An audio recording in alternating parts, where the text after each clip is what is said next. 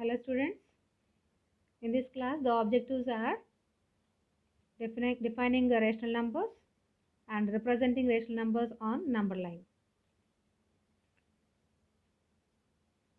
So here is the definition of rational numbers. Rational numbers are the numbers of the form p by q, q not equal to 0, where p and q are integers.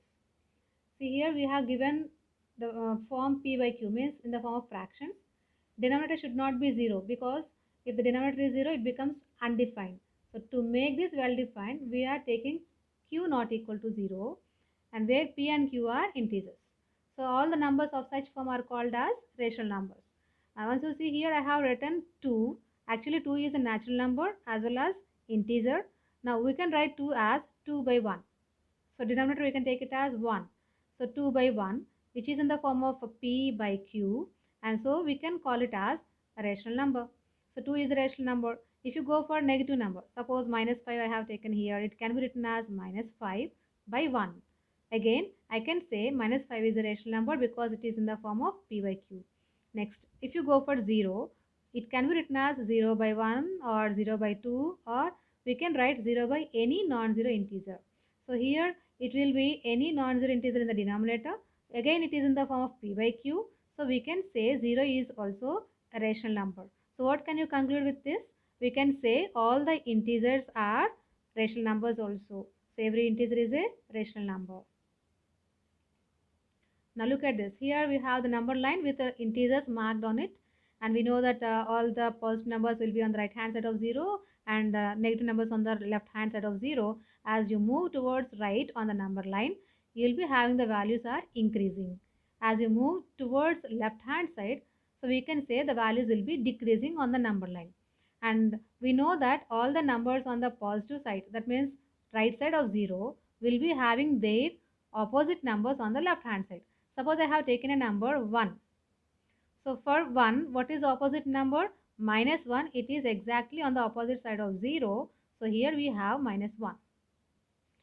Similarly, if I take a number minus 3, suppose this is here minus 3 and its opposite number 3, it will be there on the opposite side. Here we have. So this is the way we are having the numbers on the number line, that is integers. Now we are going to represent rational numbers on number line. Before that, we go for only positive numbers first.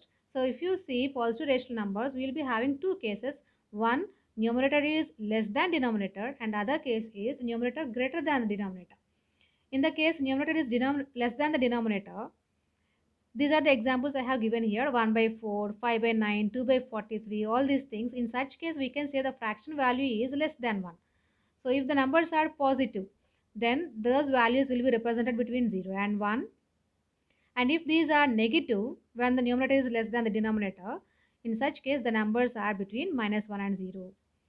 If you are having the numerator is greater than denominator, in such case, these are the examples I have given here: 11 by 4, 35 by 9, 26 by 11, etc.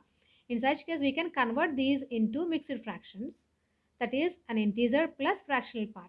As we go for division, we'll take remainder, quotient, all these things to write this form mixed fraction. And for these, the mixed fractions are here: 2, 3 by 4, 3, 8 by 9, 2, 4 by 11 for these numbers. And then we go for marking them on the number line. So we'll go for example.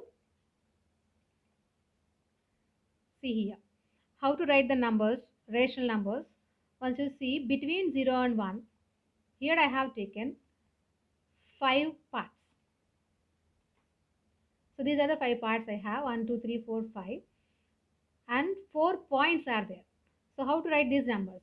Out of 5 parts, this point represents 1 part from 0. So we count from 0 here.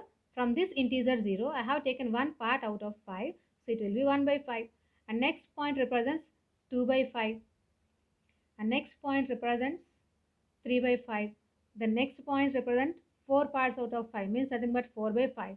And if you go for the next point, it is coinciding with 1, nothing but 5 parts out of 5, which can be written as 5 by 5.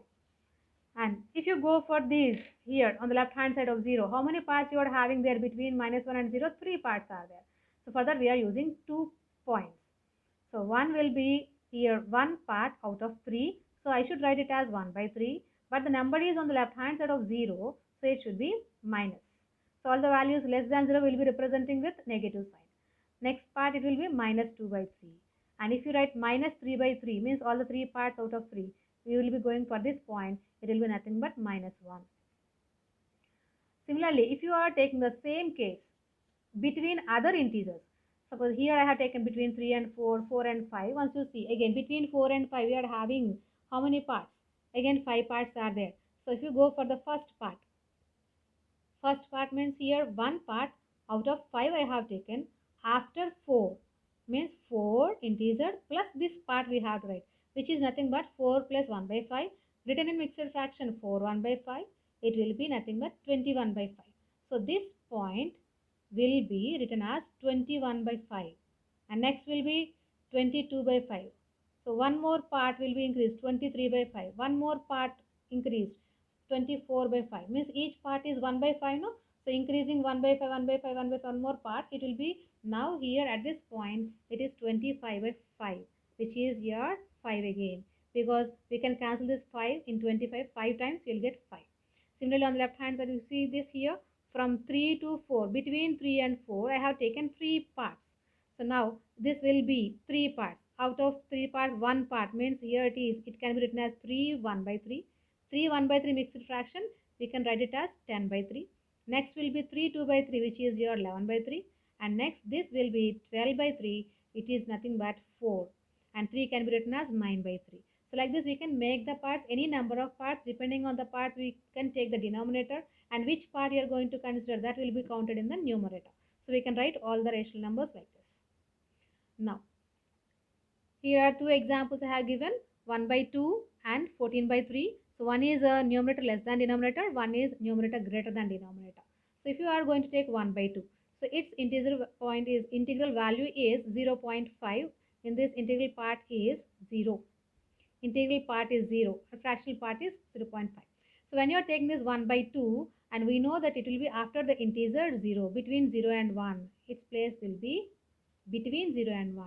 And here when you see the denominator 2 is there, so we have to make it into 2 parts. In the numerator we are going to have 1, so one part we will consider that, but from 0 we are going to count 1 by 2. And if you go for the next number, that is 14 by 3, written in the mixed fraction, it will be nothing but 4 2 by 3. So after 4 you will be having the number nothing but it will be between 4 and 5. So how many parts we should take here? Denominator 3 represents we have to make it 3 parts. And in these 3 parts, how many parts we have to consider? Numerator is 2. That's why we should write 2 parts here. From 4 we'll count 1, 2. This is the point we have to consider, which will be here 4 2 by 3. That is nothing but 14 by 3. Next, here it is 5 by 4. And here again it can be written as 1 1 by 4. In the decimal form it will be 1.25. And when you are seeing this on the number line, how to represent? Here we have 1 1 by 4 means its integral part is 1. So value will be between 1 and 2. After 1 we have, means it is a little bit fraction more than 1. Means between 1 and 2 you have the value. How many parts we have to make it? This is 4 in the denominator, so we have to make it into 4 parts. Next, numerator contains 1. So we should count one part only from the integral part. That is from 1 we will take only one part counted. And here this is the point which represents 5 by 4. And if you go for negative number minus 5 by 4, which is nothing but minus 1 1 by 4. If you take this here exactly opposite to this 5 by 4, I can mark it as minus 5 by 4. This is the way we can represent negative numbers also. And here is your assignment. So represent these following numbers on the number line: 9 by 5, 1 by 13, 11 by 6 and 19 by 3. Okay, this is your homework. So this is enough for this class. Okay children, take care.